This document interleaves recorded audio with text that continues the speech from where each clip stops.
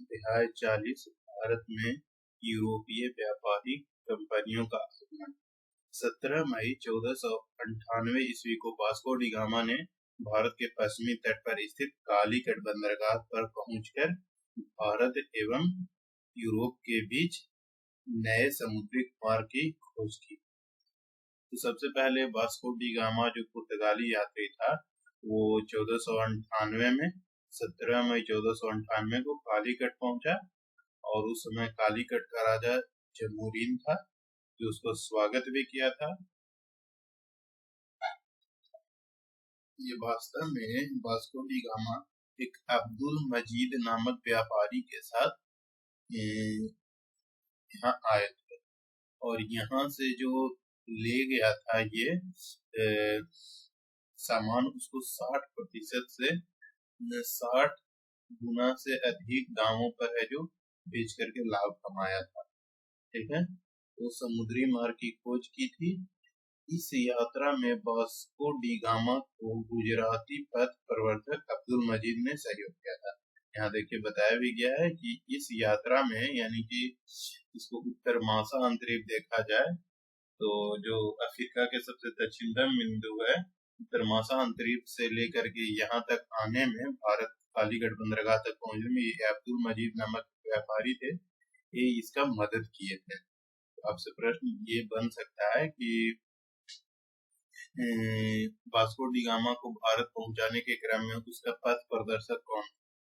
अब्दुल मजीद। 1505 ईस्वी में Francisco de Almeida Bharat में प्रथम पुर्तगाली वायसराय बनकर आए। ठीक है, और सबसे पहले 1505 ईस्वी में फ्रांसिस्को द अल्मेडा भारत में प्रथम पुर्तगाली वायसराय बनकर आया। तो पुर्तगालियों का प्रथम वायसराय कौन था? तो फ्रांसिस्को द अल्मेडा था जो 1505 ईस्वी में भारत आया। ठीक है, यहाँ बस थोड़ा सा देख लें तो वास्को डी गामा भारत में एक बार और आया 1502 में। फिर 1509 ईस्वी में अल्फांसो द अल्बुकर्क भारत में पुर्तगालियों का वायसराय बनकर आया। इसने 1510 ईस्वी में बीजापुर के यूसुफ आदिल शाह से गोवा जीत लिया। ये बहुत महत्वपूर्ण क्वेश्चन है कि अल्फांसो द अल्बुकर्क ने यूसुफ आदिल शाह से गोवा कब जीत लिया? तो 1510 ईस्वी में यह जो गोवा जीत लिया था। और ये अल्फांसो द अल्बुकर्क था वो 1509 में भारत आया था। देख लेते हैं थोड़ा, इधर दिया गया है जो यूरोपीय कंपनियां और उसकी स्थापना। पुर्तगाली ईस्ट इंडिया कंपनी की स्थापना कब हुई? 1498 में। अंग्रेज ईस्ट इंडिया कंपनी की स्थापना 1600 ईस्वी में। डच ईस्ट इंडिया कंपनी की 1602 में और डेनिश ईस्ट इंडिया कंपनी की 1616 में और फ्रांसीसी ईस्ट इंडिया कंपनी की 1664 में स्थापना हुई। फ्रांसीसी ईस्ट इंडिया कंपनी की 1664 में, स्वीडिश ईस्ट इंडिया कंपनी की 1731 में। इस तरह की सवाल सीधा सीधे पूछा जाता है कि डेनिश ईस्ट इंडिया कंपनी की स्थापना कब हुई? 1616 में। डच ईस्ट इंडिया कंपनी की स्थापना कब हुई? तो 1602 ईस्वी में। ये अंग्रेज ईस्ट इंडिया कंपनी की कब हुई? तो 1600 ईस्वी में। फ्रांसीसी ईस्ट इंडिया कंपनी की कब हुई स्थापना? तो 1664 में। स्वीडिश ईस्ट इंडिया कंपनी की स्थापना कब हुई? तो 1731 में। अब है यूरोपीय कंपनियों की प्रथम फैक्ट्री भारत में ये कब लगाया और कहाँ लगाया? तो पुर्तगाली सबसे पहले कोची में फैक्ट्री लगाया। कहाँ में? कोचीन में। कोचीन अभी केरल में पड़ता है। 1503 में सबसे पहले पुर्तगाली लगाए 1503 में। उसके बाद डच लगाए। डच कहाँ लगाया? तो मसूलीपट्टनम में लगाया। मसूलीपट्टनम इधर पड़ता है, विशाखापट्टनम के आसपास में मसूलीपट्टनम पड़ता है और ये 1605 ईस्वी में सबसे पहले लगाया। और उसके बाद अंग्रेज भी मसूलीपट्टनम में 1611 ईस्वी में। उसके बाद डेनिश ट्रावनकोर 1620 ईस्वी में और फ्रांसीसी सूरत में 1668 ईस्वी। तो ये भी याद रखना है। कहाँ लगाए थे सबसे पहले फैक्ट्री और कब लगाए? तो फ्रांसीसी लगाया था सबसे पहले सूरत में, और 1668 में। अंग्रेजों का भी जो मान्यता प्राप्त पहला फैक्ट्री था वो सूरत में ही, आधिकारिक रूप से सूरत में ही 1613 में लगाया था। लेकिन अंग्रेजों द्वारा मछलीपट्टनम में पहला फैक्ट्री लगाया, और डेनिस ने ट्रावनकोर 1620 में, और डच मछलीपट्टनम में 1605 में, पुर्तगाली कोचीन में 1503 में।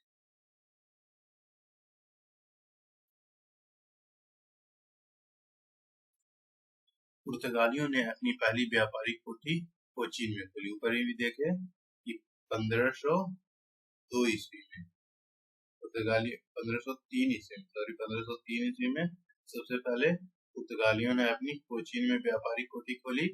दक्षिण पूर्वी तट पर पुर्तगालियों की यात्रा मात्र बस्ती सन थोमे थी। दक्षिण पूर्वी तट पर पुर्तगालियों की एकमात्र बस्ती का नाम क्या था? तो संत थोमे था। लोग सबसे पहले पुर्तगाली लोग आए तो दक्षिण पश्चिमी तट पर ये लोग बसे सबसे पहले, या पश्चिमी तट पर पुर्तगाली लोग, ठीक है। लेकिन दक्षिण पूर्वी तट पर इन लोग का एकमात्र बस्ती कौन था? तो संत थोमे थी, ठीक है। पुर्तगालियों के बाद भारत में डच लोग आए। पहला डच यात्री कार्नेलिया हाउटमैन था, जो 1596 ईस्वी में भारत के पूर्वी सुमात्रा पहुंचा। भारत के पूर्व सुमात्रा पहुंचा, ठीक है। पुर्तगालियों के बाद भारत में डच लोग आए, और पहला डच यात्री कौन था? तो कार्नेलिया डी हाउटमैन था, जो 1596 ईस्वी में आया। डचों ने भारत में अपनी प्रथम व्यापारिक कोठी फैक्ट्री 1605 ईस्वी में मछलीपट्टनम में, ऊपर भी देखे थे कि 1605 में डचों ने अपनी मछलीपट्टनम में पहली व्यापारिक कोठी खोली। डचों की दूसरी व्यापारिक कोठी पुलिकट में स्थापित हुई, जहां उन्होंने अपने स्वर्ण सिक्के पैगोडे ढाले और पुलिकट को ही समस्त गतिविधियों का केंद्र बनाया। देखिए, तो मुझसे इससे प्रश्न ये, इस वजह से ये प्रश्न बनेगा कि कहाँ है जो डच लोग अपना स्वर्ण सिक्का पैगोडा ढाले थे? तो पुलिकट में, पुलिकट स्थान है वहीं पास वो स्वर्ण सिक्का पैगोडा ढाले थे। या ये भी पूछ सकता है कि पैगोडा किस लोगों के, किस यूरोपीय कंपनियों के द्वारा जारी किया गया सिक्का था? तो डचों के द्वारा। या पैगोडा किस प्रकार का सिक्का था? स्वर्ण सिक्का था, ताम्र सिक्का था, रजत का सिक्का था, तो स्वर्ण सिक्का था। पुलिकट को ही समस्त गतिविधियों का केंद्र बनाया गया। और डचों ने भारत में प्रथम बार औद्योगिक वेतनभोगी रखे, और यही था, डचों ने ही भारत में प्रथम बार औद्योगिक वेतनभोगी रखे। डच ईस्ट इंडिया कंपनी ने 1632 में पटना में अपना पहला कारखाना स्थापित किया। कि ये 68वीं बीपीएससी में पूछ चुका है क्वेश्चन कि डच ईस्ट इंडिया कंपनी ने कब है जो पटना में अपना कारखाना स्थापित किया? तो 1632 में पटना कॉलेज में किया था स्थापना ये लोग, 1632 में किया था। कोलाचिल की लड़ाई कब हुई थी? तो इस लड़ाई में त्रावणकोर का राजा मार्तांड वर्मा ने 10 अगस्त 1741 को एडमिरल यूस्टाचियन डी लेनाय के नेतृत्व वाली डच ईस्ट इंडिया कंपनी की सेना को हरा दिया। देखिए, सबसे पहले तो यही देख लेना है कि कोलाचल की लड़ाई हुई थी कब? तो कोलाचल की लड़ाई 10 अगस्त 1741 ईस्वी को, 10 अगस्त 1741 ईस्वी की। इस लड़ाई में त्रावणकोर का राजा मार्तांड वर्मा ने को एडमिरल यूस्टाचियस डी लेनाय के नेतृत्व वाली डच ईस्ट इंडिया कंपनी की सेना को हरा दिया। और ये त्रावणकोर के राजा थे मार्तांड वर्मा, इसके बीच, और ये डच जो नेतृत्व करता थे एडमिरल यूस्टाचियस डी लेनाय के बीच हुआ था। डचों का भारत में अंतिम रूप से पतन 1759 ईस्वी को अंग्रेज एवं डचों के मध्य हुए बेदरा के युद्ध में हो गया। सबसे पहले तो यही याद रखना कि बेदरा का युद्ध हुआ था तो 1759 ईस्वी में, 1759 में हुआ बेदरा का युद्ध। और हुआ किसके किसके बीच? तो अंग्रेज के बीच और डचों के बीच। और डच डच ही वो इस युद्ध के बाद जो इंडिया से जाना पड़ा। 31 दिसंबर 1600 ईस्वी को इंग्लैंड की रानी एलिजाबेथ प्रथम ने ईस्ट इंडिया कंपनी को अधिकार पत्र प्रदान किया। अब आपसे प्रश्न से ये लाइन से ये बनेगा कि जो एलिजाबेथ रानी थी इंग्लैंड की, उसके द्वारा ईस्ट इंडिया कंपनी को आधिकारिक पत्र का प्रदान किया गया। तो 31 दिसंबर 1600 सीधा सीधी यही डेट पूछा जाता है कि इंग्लैंड की रानी एलिजाबेथ प्रथम ने ईस्ट इंडिया कंपनी को आधिकारिक पत्र का प्रदान किया तो 31 दिसंबर 1600 ईस्वी को। प्रारंभ में ईस्ट इंडिया कंपनी में 217 साझेदार थे और पहला गवर्नर थॉमस स्मिथ था। और पहला गवर्नर कौन था? थॉमस स्मिथ था। मुगल दरबार में जाने वाला प्रथम अंग्रेज कैप्टन हॉकिंस था, जो जेम्स प्रथम के राजदूत के रूप में अप्रैल 1609 ईस्वी में जहांगीर के दरबार में आया था। मुगल दरबार में आने वाला प्रथम अंग्रेज कौन था? तो कैप्टन हॉकिंस था मुगल दरबार में, जो जेम्स प्रथम के राजदूत के रूप में कब आया था? तो अप्रैल 1609 ईस्वी में जहांगीर के दरबार में आया। भारत आने वाला प्रथम अंग्रेजी जहाज का नाम क्या था? तो ड्रैगन था। यहाँ से सीधा सीधी प्रश्न पूछे था कि भारत आने वाला पहला अंग्रेजी जहाज कौन था? तो रेड ड्रैगन था। मुगल दरबार में आने वाला प्रथम अंग्रेज कौन था? तो कैप्टन हॉकिंस था। किसका राजदूत था? जेम्स प्रथम का राजदूत था। कब आया था? 1609 ईस्वी में आया था। किसके दरबार में पहुंचा था? जहांगीर के दरबार में पहुंचा था। अब है 1611 ईस्वी में दक्षिण पूर्वी समुद्र तट पर सर्वप्रथम अंग्रेजों ने मसूलीपट्टनम में व्यापारिक कुटिया स्थापित की। सबसे पहले दक्षिण पूर्वी समुद्र तट पर अंग्रेजों ने प्रथम व्यापारिक कुटी कहाँ खोली? तो मसूलीपट्टनम, 1611। जहांगीर ने 1613 ईस्वी में एक फरमान जारी कर अंग्रेजों को सूरत में थॉमस इलवर्ड के अधीन व्यापारिक कुटी खोलने की इजाजत। ठीक है, तो यहाँ आधिकारिक रूप से अंग्रेजों को व्यापारिक कुटी खोलने की मान्यता कब मिली? 1613 में। और किसके द्वारा? जहांगीर के द्वारा इसको मान्यता प्राप्त। पूर्वी तट पर अंग्रेजों ने अपना प्रथम व्यापारिक कुटी मसूलीपट्टनम में 1611 ईस्वी में खोला, जबकि पश्चिमी तट पर सूरत में 1613 ईस्वी में व्यापारिक कुटी स्थापित की। पहली बार सूरत में 1608 ईस्वी में व्यापारिक कुटी स्थापित करने का प्रयास किया गया था, लेकिन खुला था नहीं। यहाँ पर ध्यान रखना है कि अगर पूछ लिया जाए कि पहली बार अंग्रेजों ने पश्चिमी तट पर व्यापारिक कुटी खोलने की कोशिश कब किया था, प्रयास कब किया था? तो 1608 में। लेकिन सफल कब हुए? तो 1613 में।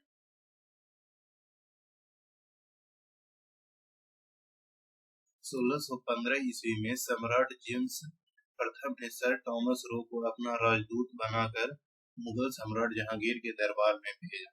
तो 1615 में आया कौन?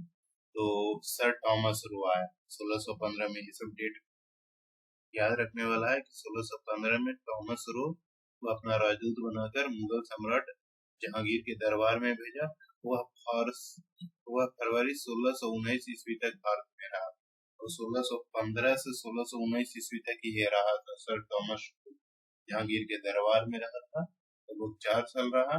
इसने जहांगीर एवं खुर्रम शाहजहां से अंग्रेजों के लिए कुछ व्यापारिक छूट प्राप्त करने में सफल हुआ।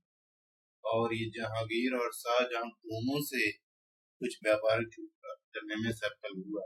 1632 में गोलकुंडा के सुल्तान ने अंग्रेजों को एक सुनहरा फरमान दिया, जिसके अनुसार अंग्रेज सुल्तान को 500 पैगोडा वार्षिक कर देकर गोलकुंडा राज्य में एक बंदरगाह पर स्वतंत्रता पूर्वक व्यापार कर सकते थे।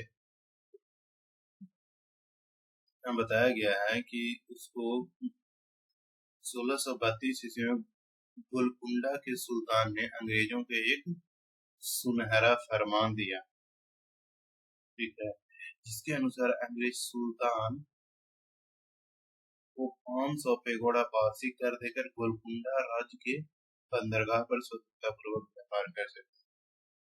ये गोल्डन फरमान कब मिला? तो 1632 ईस्वी में अंग्रेजों को गोल्डन फरमान मिला था। अब है यह कि 1639 ईस्वी में अंग्रेज फ्रांसिस डे ने चंद्रगिरी के राजा से समुद्र पट्टे पर ले लिया, वहीं एक किला बंद कोठी का निर्माण किया है। इस कोठी का नाम फोर्ट सेंट जॉर्ज पड़ा और यही फोर्ट सेंट जॉर्ज कालांतर में कोरोमंडल तट पर अंग्रेजी मुख्यालय बना। तो देखिए यहाँ कि 1639 ईस्वी में अंग्रेज फ्रांसिस डे ने चंद्रगिरी के राजा से मद्रास पट्टे पर ले लिया।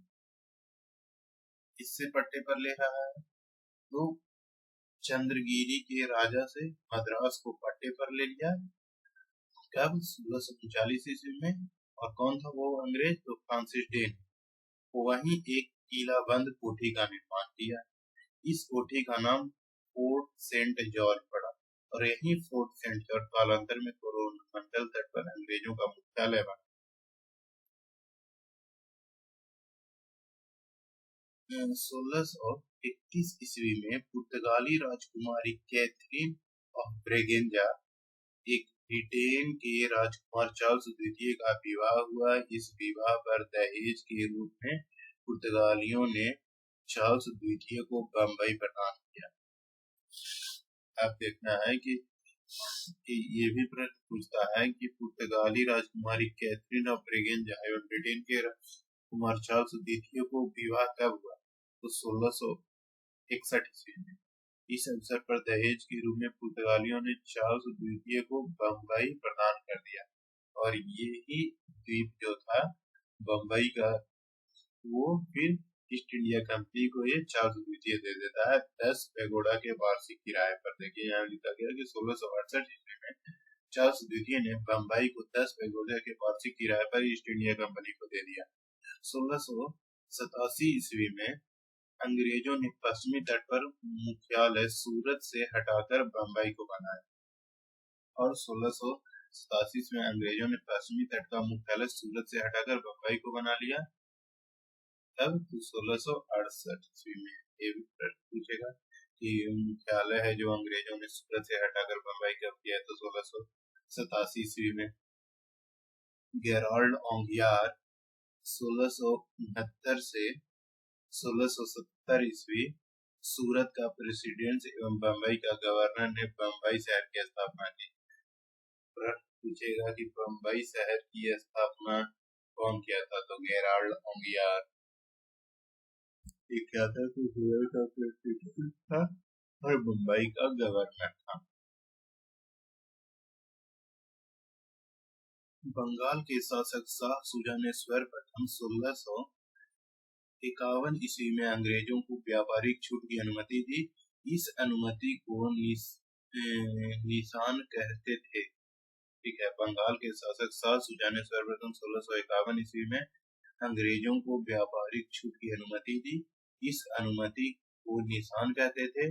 1698 ईस्वी में अंग्रेजी ईस्ट इंडिया कंपनी ने 3 गांव सुतानाती, कालीकट एवं गोविंदपुर की जमींदारी 1200 रुपये भुगतान कर प्राप्त की और यहाँ पर फोर्ट विलियम का निर्माण किया। 1698 ईस्वी में अंग्रेजी ईस्ट इंडिया कंपनी ने 3 गांव तो सुतानती, कालीकट और गोविंदपुर की जमींदारी 1200 रुपये भुगतान कर प्राप्त कर लिया और यहाँ पर फोर्ट विलियम का निर्माण किया।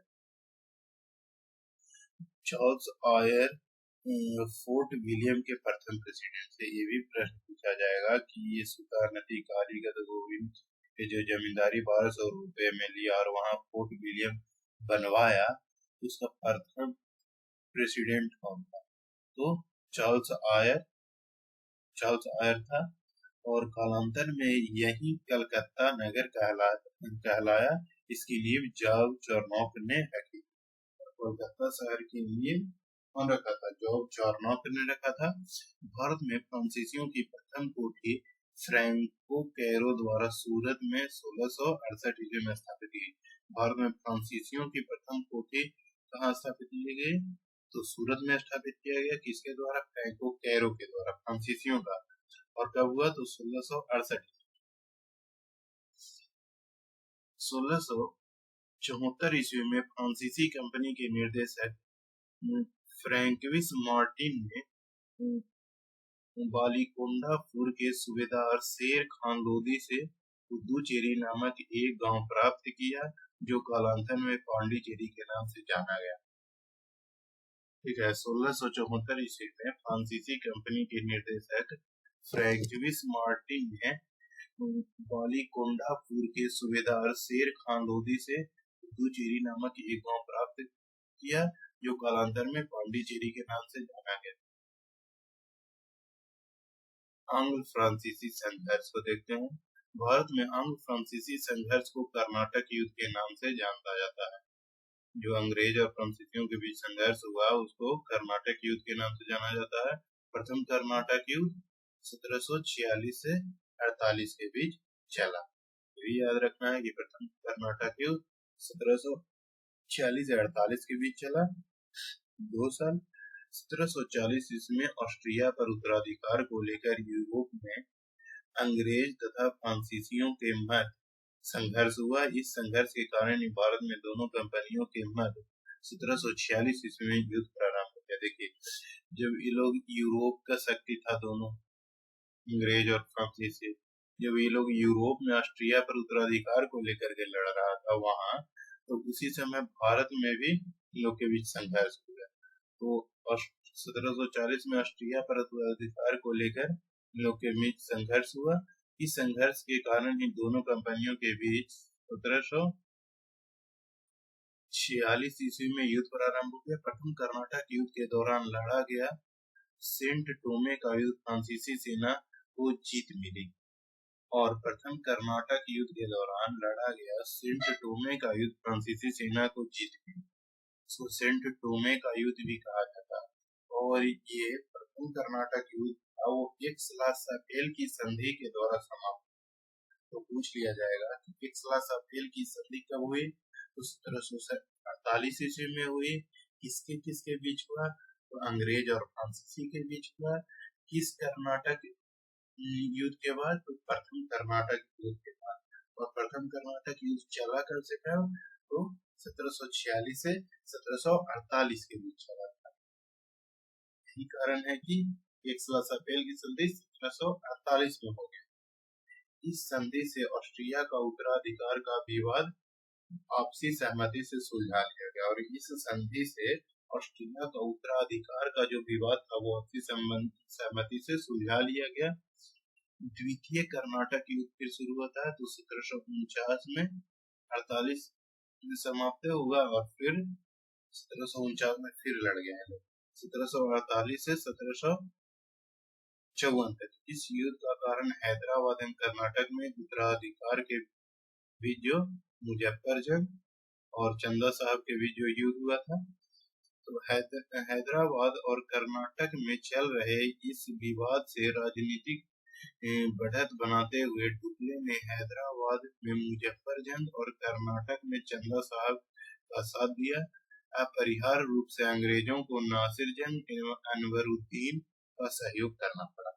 देखिए, अब यहाँ भी ये लोग सब जो थे, मुजफ्फरजंग और चंदा साहब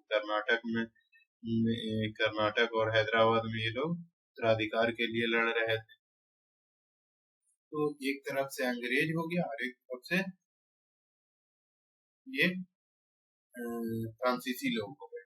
और यहाँ भी लोग एक पक्ष का साथ देते हैं और फिर दूसरा कर्नाटक युद्ध हो जाता है, जिसकी वजह से हैदराबाद आसफ जहां की मृत्यु के बाद उत्तराधिकार को लेकर नासिरजंग और भतीजे मुजफ्फरजंग के मध्य विवाद खड़ा हो।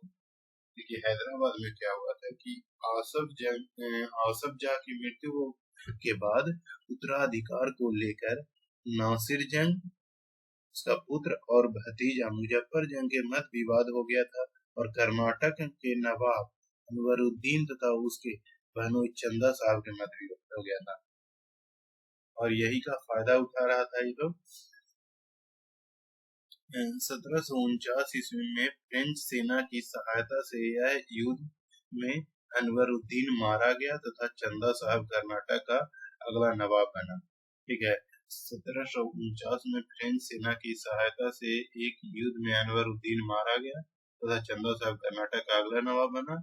1750 में नासिर जंग भी फ्रेंच सेना से संघर्ष करता हुआ मारा गया और मुजफ्फरजंग हैदराबाद। अनवरुद्दीन के पुत्र मुहम्मद अली युद्ध से भागकर त्रिचिनापल्ली में शरण लिया। अनवरुद्दीन का जो पुत्र था मुहम्मद अली युद्ध से भागकर कहाँ शरण लिया? त्रिचिनापल्ली में। फ्रांसीसी ने चंदा साहब की सेना के साथ मिलकर मुहम्मद अली के दुर्ग को घेर लिया। क्लाइव इस घेरे को तोड़ने में असफल रहा तो उसके दबाव कम करने के लिए कर्नाटक की राजधानी अर्काट पर अधिकार कर कर्नाटक युद्ध एक नजर में। प्रथम कर्नाटक युद्ध 46 से 48 में हुआ और ये ऑस्ट्रिया के उत्तराधिकार से प्रभावित हुआ और ये 1748 में एक्स-ला-शापेल की संधि के साथ ऑस्ट्रिया के उत्तराधिकार को युद्ध समाप्त हो गया और इसी संधि के तहत प्रथम कर्नाटक युद्ध भी समाप्त हो गया। अब देखते हैं दूसरा पांडिचेरी के संधि के साथ समाप्त होता है 1754 में। तो दूसरा कर्नाटक युद्ध 1749 से 1754 के बीच हुआ। इस युद्ध में फ्रांसीसी गवर्नर डुप्ले को की हार हुई। ये भी पूछेगा कि कर्नाटक युद्ध के समय फ्रांसीसी गवर्नर कौन था? तो डुप्ले था और उसे वापस बुला लिया गया और उसकी जगह गोडेहू को भारत का अगला फ्रांसीसी गवर्नर बनाया गया। पांडिचेरी की संधि हुई जनवरी 1755 ईस्वी के साथ युद्ध विराम हो गया और कर्नाटक का तीसरा युद्ध हुआ फिर 1756 में से 1763 तक के बीच हुआ, जो 1756 में शुरू हुआ और सप्तवर्षीय युद्ध का ही एक अंत था जो पेरिस की संधि के साथ समाप्त। यानी कि पहला कर्नाटक युद्ध जो था वो एक्स-ला-शापेल की संधि के 1748 में, दूसरा कर्नाटक युद्ध पांडिचेरी की संधि के साथ 1754 से 55 में समाप्त हुआ। तीसरा कर्नाटक युद्ध पेरिस के संधि के साथ समाप्त हुआ।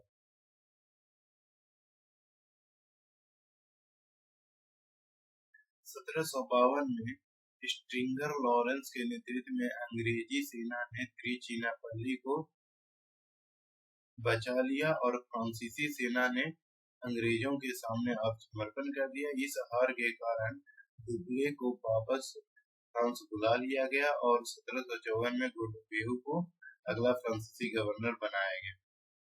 जनवरी 1755 में पांडिचेरी संधि के साथ यह युद्ध समाप्त हुआ।